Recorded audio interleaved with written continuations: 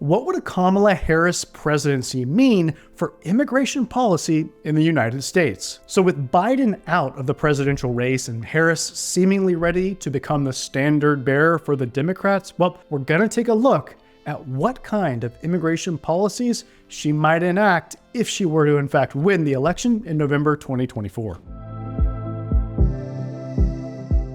I'm Brian Manning, and I used to be an asylum officer with the government, but now, as an asylum lawyer, well, I help immigrants all over the country to secure their future in America through asylum. Let me know in the comments if you've got an asylum case pending, or maybe you're considering applying. And listen, I'd especially like to hear from you if you've been waiting for an asylum interview with USCIS for multiple years. Let me know how long you've been waiting. With Kamala Harris looking increasingly likely to become the Democratic nominee for president, it's crucial to understand her stance on immigration. Before delving into her policies, let's take a moment to review what the Republican nominee, former President Donald Trump, has done regarding immigration and what he plans to do if elected again. So Trump has taken a really hardline stance on immigration, right? He actually kicked off his first campaign with a speech in which he accused Mexico of sending rapists to the United States, and he would go on to refer to African nations as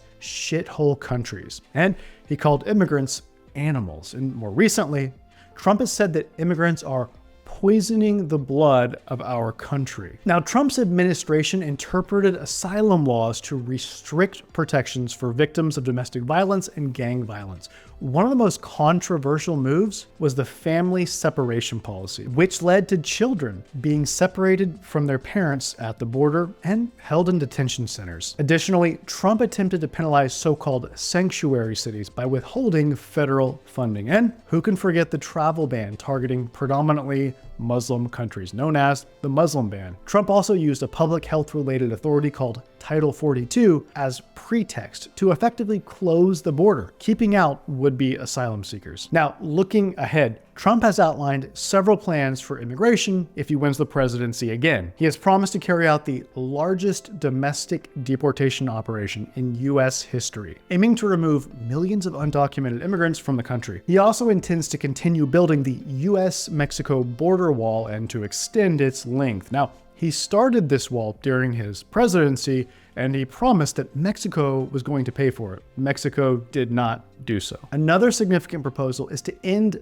birthright citizenship. The U.S. Constitution says that just about everyone born on U.S. soil is an American citizen, and Trump wants to change that. Furthermore, Trump plans to reinstate and expand his Muslim travel ban, and to take a more aggressive stance against sanctuary cities. In short, Trump pretty much wants to end immigration to the United States. By the way, if you want to maximize your chances for asylum success, then be sure to hit the subscribe button and the bell notification so that you don't miss the insights that I share here on this channel. All right, so let's talk about Kamala Harris. Now, her views and proposed policies on immigration, well, they present a stark contrast to Trump's approach. Harris has been a vocal advocate for a pathway to citizenship for undocumented immigrants, and particularly those brought to the U.S. as children, often referred to as dreamers. Harris supports comprehensive immigration reform that includes measures to protect these individuals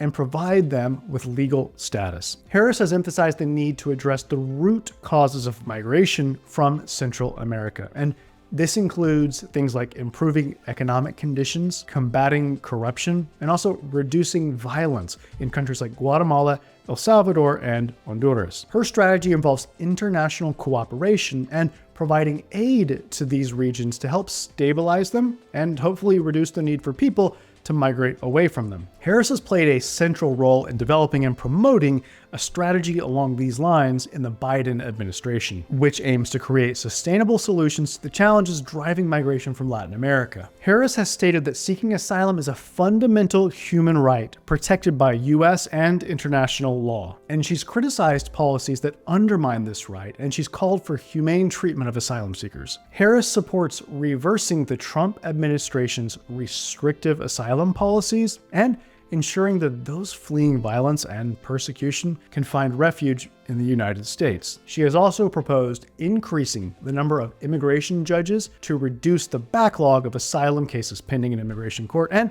to ensure fair and timely hearings. But listen, I've got to tell you, it's not all pro-immigrant with Harris. You see, during a speech in Guatemala, she warned potential migrants, "Do not come. If you come to our border, you will be turned back." Now, this statement drew criticism from immigration advocates who argued that it contradicted the right to seek asylum. And it's essential to consider Harris's positions within the broader context of the Biden administration's immigration policies. Now, while Biden has often used pro-immigrant rhetoric, some of his policies, well, they've been criticized as anti-immigrant. So for example, his administration continued to use Title 42 to keep the southern border closed for an extended period. And then more recently, Biden enacted 2 rules that effectively served to ban asylum for many individuals arriving at the southern border. Now, on the other hand, Biden has also recently announced plans to grant legal status to undocumented spouses of U.S. citizens. So while Harris and the Biden administration have shown a commitment to addressing the root causes of migration and providing humane treatment for immigrants, well, there remain complexities and criticisms regarding their policies. So we'll have to watch closely in the coming weeks as Harris outlines concrete policy positions on immigration to see where things could be headed with a potential Harris presidency. Now, she may tack more to the center or right of center, espousing more anti-immigration views for purposes of political expediency, just as Biden has done of late. You see, the belief among many Democrats seems to be that the public wants tough rhetoric and policies around immigration, and especially concerning the border. If you're ready to take the next step and get help with your asylum case, then call my office today, okay? That number is 713-909-0401. And remember, we help people all over the country, so it doesn't matter where you live. Call us now to schedule an asylum strategy session so that we can help you to secure your future in America through asylum. Again, I'm Brian Manning, and it's truly an honor to support you in your asylum journey.